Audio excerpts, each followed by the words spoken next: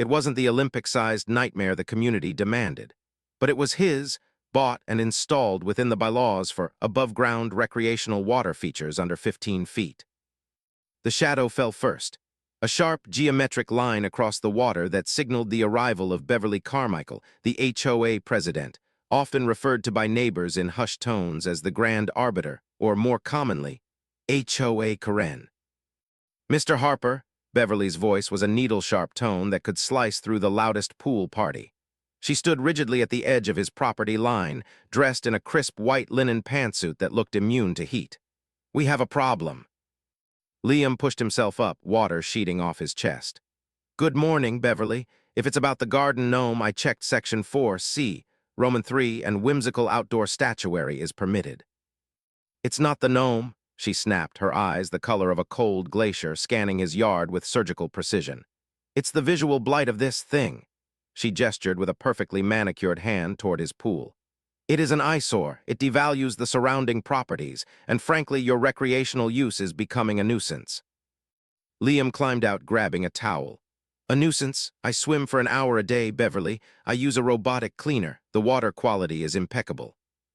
"The noise of your recreation is disturbing the peace," she countered, her lips pursed tight.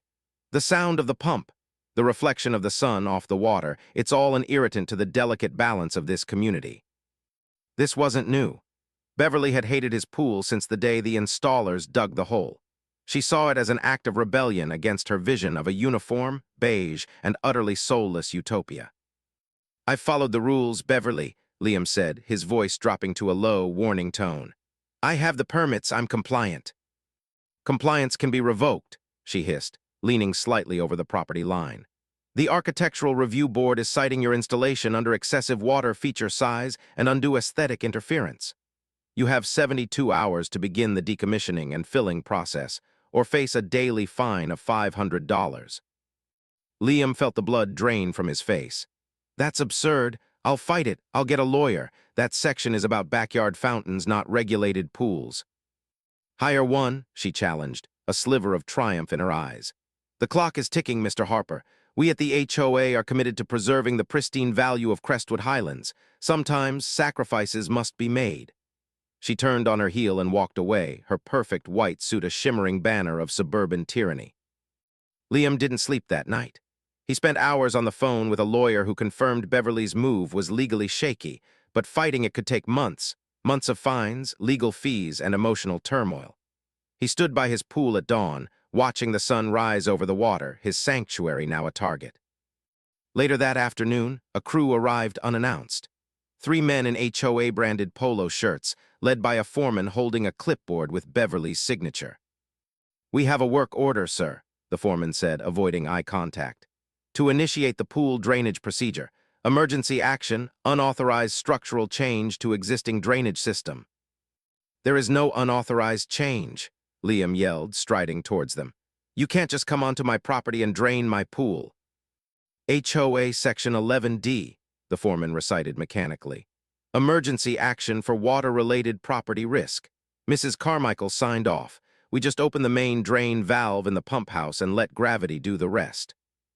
Liam watched, a cold, sickening dread pooling in his stomach. They moved fast. Before he could physically intervene, one of the men was in his small, locked pump house. There was a metallic clunk, a rush of air, and then the unmistakable, gut-wrenching suck of the pool water being pulled into the neighborhood's main storm drain system. He was too late. His beautiful blue refuge was being systematically destroyed. As the water level began its inevitable, slow drop, Liam saw Beverly standing on her second-story balcony, sipping a glass of iced tea, her silhouette framed by the setting sun. She lifted her hand in a slight, mocking wave. That night the pool was half empty, a muddy-rimmed, pathetic basin. The noise of the draining water was the sound of a dream dying. Liam sat on the edge, tossing pebbles into the remaining murky liquid, his mind a storm of despair and rage. Then a thought cold and clear as mountain water dropped into the chaos. He remembered what Beverly said. Sometimes sacrifices must be made. She wanted to turn his pool into a wasteland. But a wasteland was a vacuum, and vacuums begged to be filled. A slow, fierce smile spread across his face. She couldn't regulate a pond. She couldn't find a natural ecosystem. She'd opened the door to the rulebook, and Liam was about to step through into a loophole so large she'd never be able to close it. Liam stood up, his gaze locking onto Beverly's house in the distance. He had lost his pool. Now he would build something much, much harder to kill.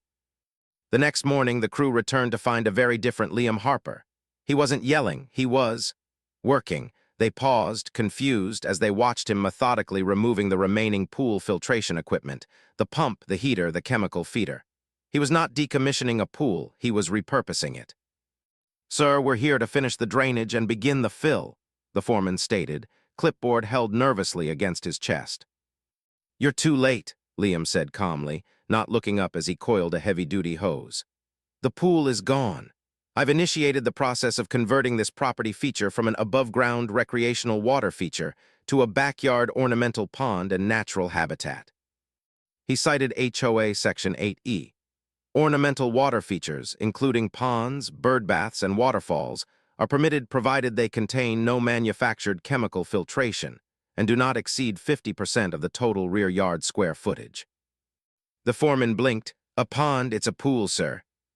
"Not anymore," Liam said, pointing to the remaining water, now cloudy with the initial stirrings of pond-specific bacteria and organic matter he had introduced overnight. "It contains no chlorination, no mechanical filtration. It is now a naturalized, self-sustaining freshwater ecosystem." Liam had spent the night and his life savings. The funds he'd reserved for the legal fight were instead funneled into a highly unusual shopping spree. Massive bags of aquatic substrate, crates of water hyacinths and lilies, heavy-duty pond-grade liner to cover the pool's original blue surface, and most importantly, several dozen koi and shubunkin goldfish, the first residents of his new habitat. He didn't stop there. He constructed a small, decorative rock and boulder spillway, a natural-looking waterfall, to provide oxygenation using rocks he had hauled in from a landscape supply yard. He was meticulous. Every action was documented, photographed, and cross-referenced with the HOA's bylaws. Beverly, observing from her balcony, initially scoffed. "He's throwing a fit. He'll drain it eventually." But as the days passed and the blue liner was obscured by slate-gray pond liner and the surface became dotted with floating green islands, her initial confidence turned to a cold dread. She stormed his property again 2 days after the initial conversion, her voice shaking with barely suppressed fury. "What is this mess, Harper? It's even worse than before. It's an unregulated, swampy eyesore." "It's a pond, Beverly," Liam replied, carefully lowering a small potted rush into the water. "It falls under 8E. It's a naturalized water garden." "It's the dimensions of a pool." "Dimensions are irrelevant," Liam countered, pulling out a laminated copy of 8E. "The rule limits size by square footage, which I'm well under. It limits function by banning chemical filtration. I have no filter. I have a biological ecosystem."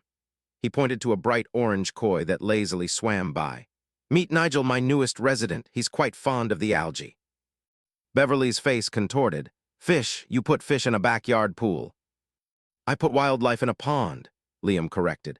"And as per Section 12B, wildlife habitats and ecosystem preservation, I am contributing to the community's environmental diversity.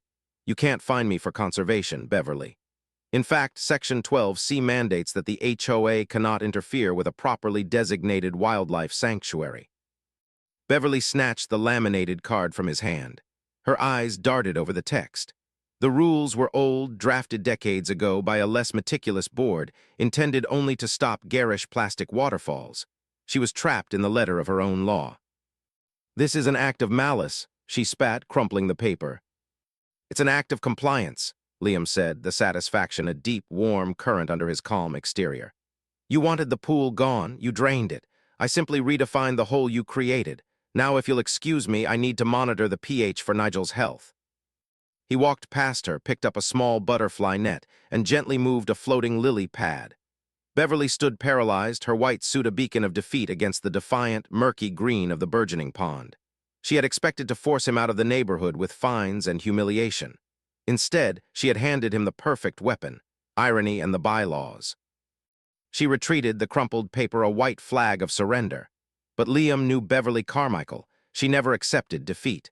This was not the end of the fight. It was only the end of the first round, and the smell of fish food was the new scent of war. Beverly Carmichael did not accept her defeat quietly. The sight of the burgeoning pond, now a deep, dark green, alive with the darting, colorful flashes of koi and the rustle of cattails, was a permanent, humiliating monument to her failed authority. It was a swamp on a hill, an unnatural natural feature, and it was driving her mad. Her counterattack was swift and bureaucratic, the Crestwood Highlands Water Quality Audit. Mr. Harper, a certified letter arrived on the 5th day. The HOA has instituted an immediate, mandatory, and non-negotiable inspection of all large-scale, non-recreational water features to ensure health and safety.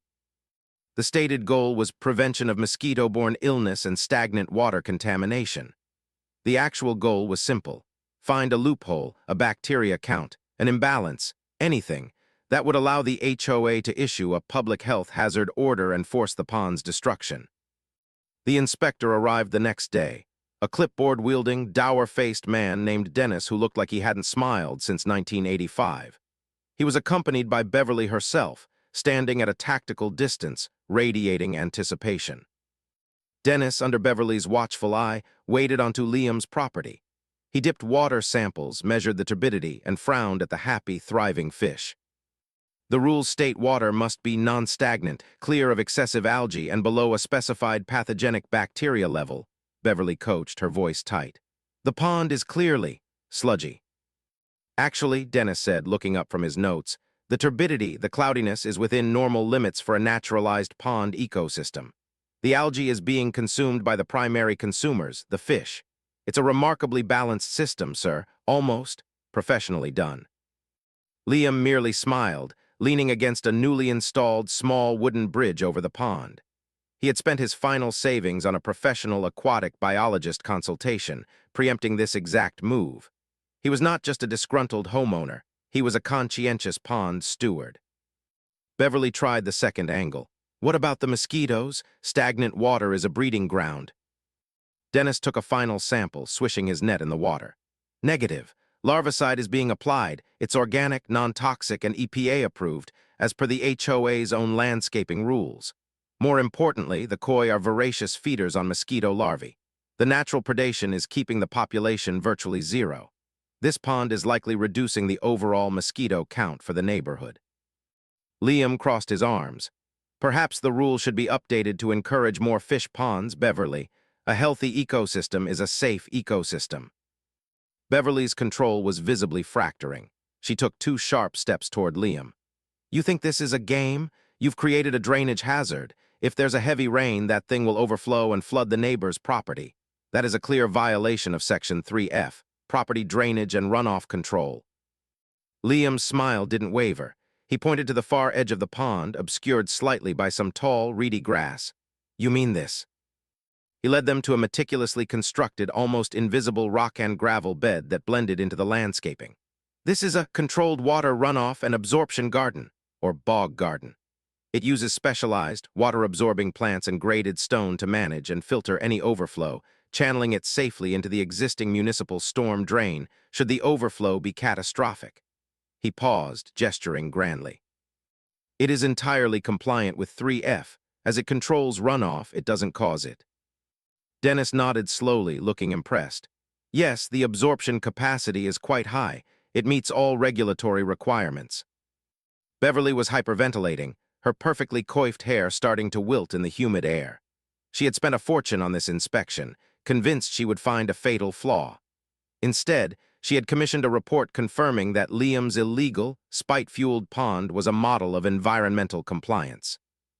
This is an abomination, she shrieked, finally dropping the veneer of HOA professionalism. It's ugly. It's an insult to the aesthetic integrity of Crestwood. It must go. Then you'll need to amend the bylaws, Beverly, Liam said, his voice quiet but firm. And that requires a majority vote of the entire community. Until then, my wildlife habitat is protected. Now please remove your inspector from my property. He's scaring the fish. As Beverly stormed away, issuing venomous threats under her breath, Liam watched her go. He had won the battle for legality, but the cost was high. The water audit was only the beginning. He knew she would now move to the one thing she truly controlled, the community's perception of him. The Whispering Campaign. Defeated in the courtroom of the bylaws, Beverly Carmichael shifted her war to the court of public opinion.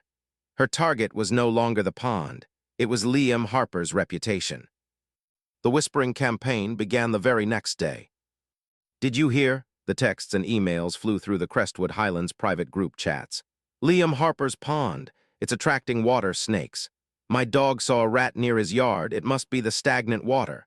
Mrs. Henderson says she can hear the croaking of toads all night. It's driving her crazy." Beverly used the tools of modern suburban warfare.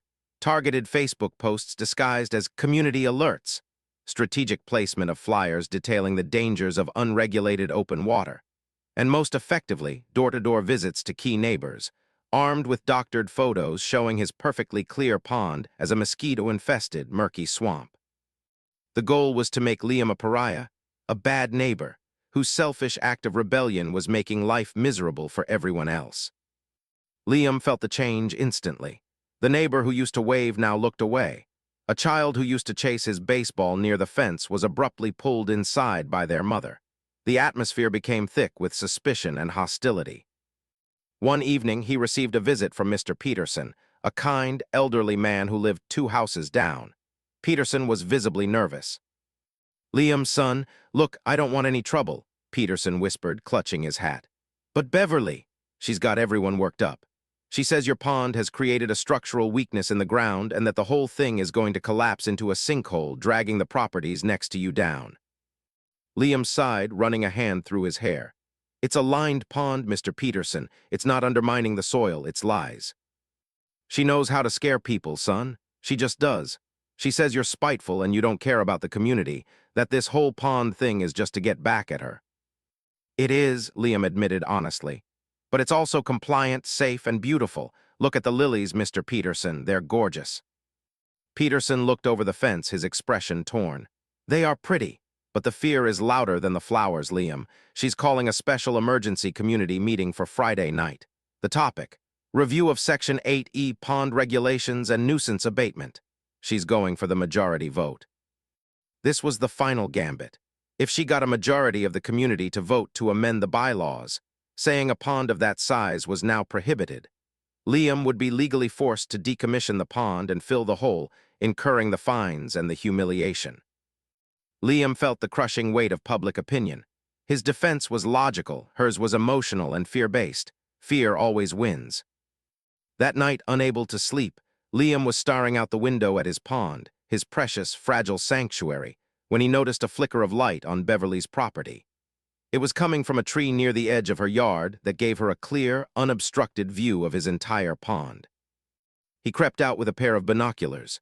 High up in the branches, cleverly disguised within a birdhouse, was a small, high-powered security camera, its tiny red light blinking. It wasn't just to watch him. It was strategically positioned to capture every moment, from the pond's construction to his daily routine, evidence for her files, a perpetual stream of data for the next fabricated violation. But the camera was a two-way street. If she was recording him all the time, then she was also recording herself and everything that happened on the property line. A new idea took root, cold and precise. Beverly was meticulous, but even the grand arbiter could make a mistake. She had been surveilling him, cataloging his every move. Now Liam would make sure her own evidence, her own technological eye, would finally turn on her. The community meeting was 2 days away. Liam didn't need to win an argument, he needed to expose the truth. He started working on a complex wiring setup and a directional antenna, preparing to hack into her surveillance feed, because he knew that a single, cinematic, unedited clip of Beverly's own malice would speak louder than 1,000 of her lies. Liam worked feverishly for 48 hours. He wasn't a master hacker, but he understood the basics of local network traffic and open-source surveillance systems. By Friday evening, just 2 hours before the crucial HOA community vote, he had managed to access the feed from the camera hidden in Beverly's birdhouse. He watched the stream live on his laptop, a grainy but clear, wide-angle view of his yard, focused almost entirely on the pond. He saw himself moving around, tending the plants. He saw neighbors quickly passing by, their faces averted. He also saw Beverly. The footage from the last 2 weeks was a damning catalog of her obsession. Beverly taking pictures of his pond at dawn with a telescopic lens. Beverly planting a suspiciously large amount of birdseed near his fence to attract rodents for her next complaint. Beverly, on 3 separate occasions, standing near his property line with a bag of salt, only to be scared away by the sudden appearance of his dog. But the real treasure was an incident from the previous afternoon.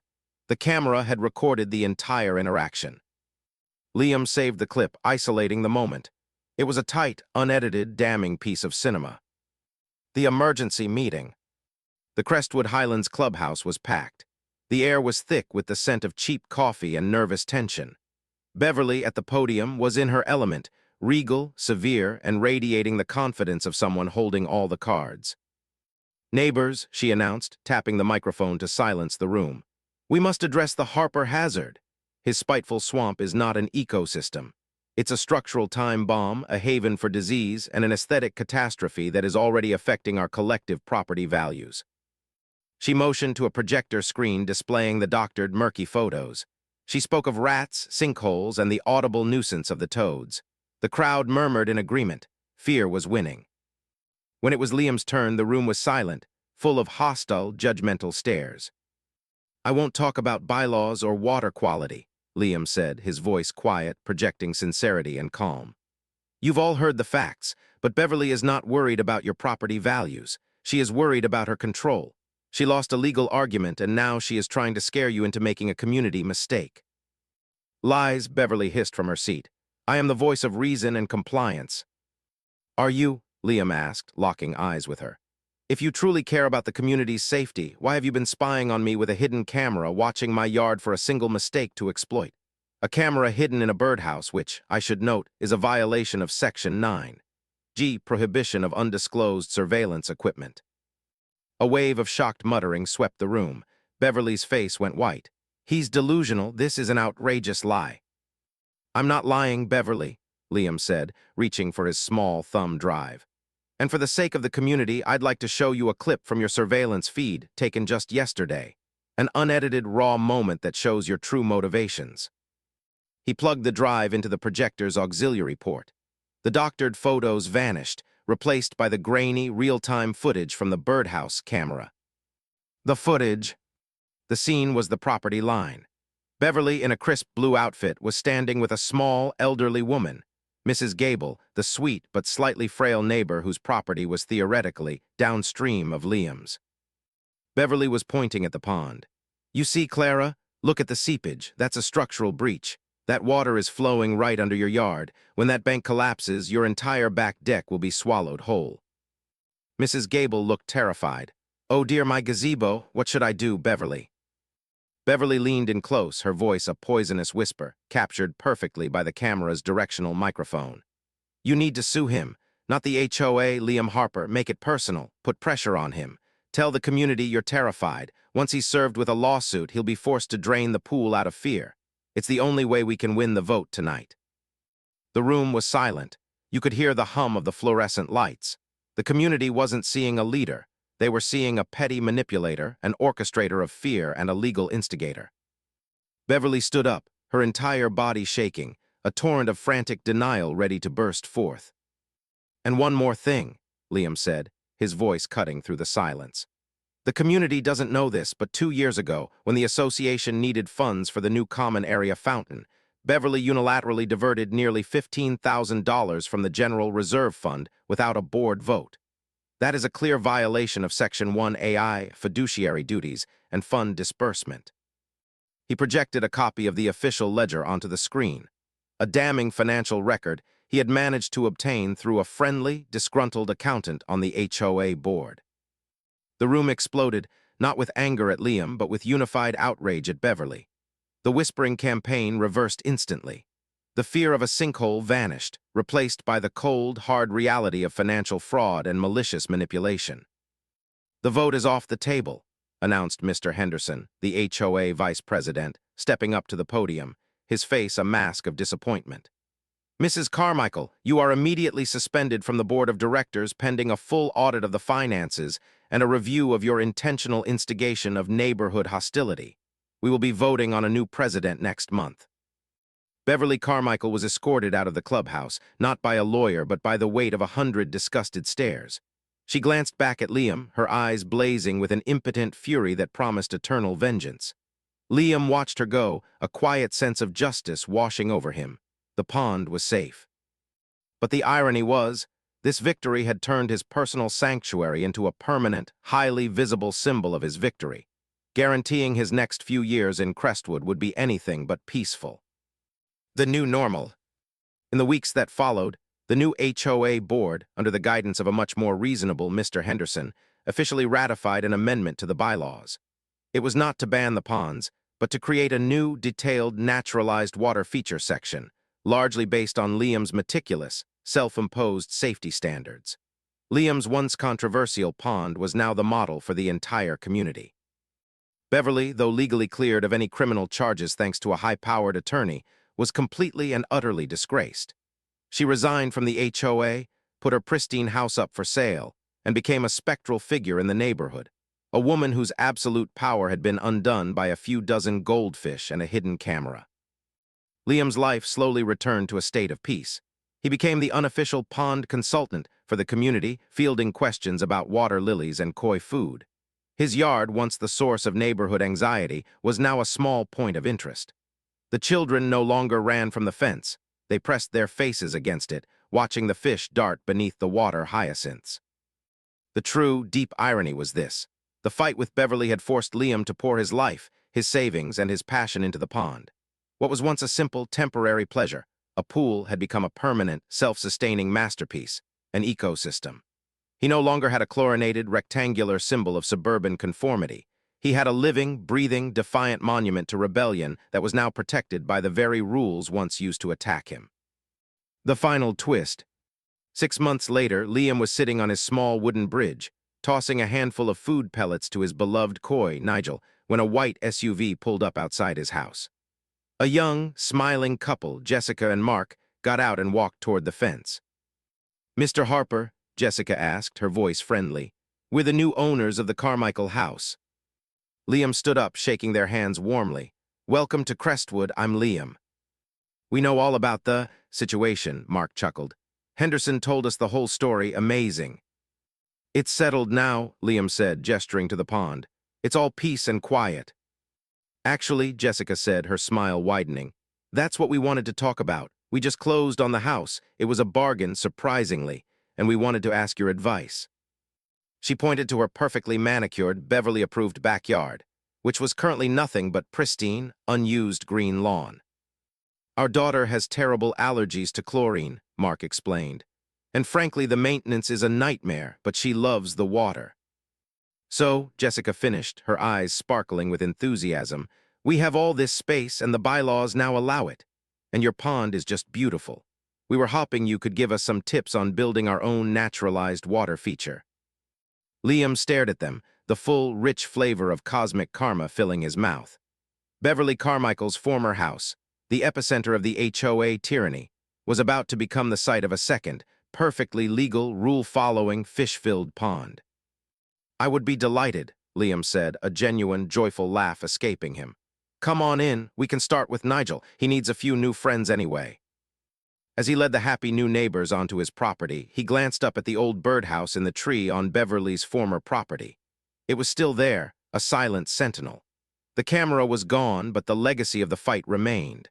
The rebellion wasn't over, it had simply multiplied. Beverly had wanted to rid the community of a single, non-compliant pool. Instead, she had unintentionally championed a new trend, making the fish pond the official and now desired water feature of Crestwood Highlands. Liam tossed a final pellet into the water. The ripples of his revenge were spreading, slowly, beautifully, across the entire community, and there wasn't a bylaw in the world that could drain the truth. "Would you like me to create a short, cinematic trailer script for this story, focusing on the visual and audio elements of the 6 parts?"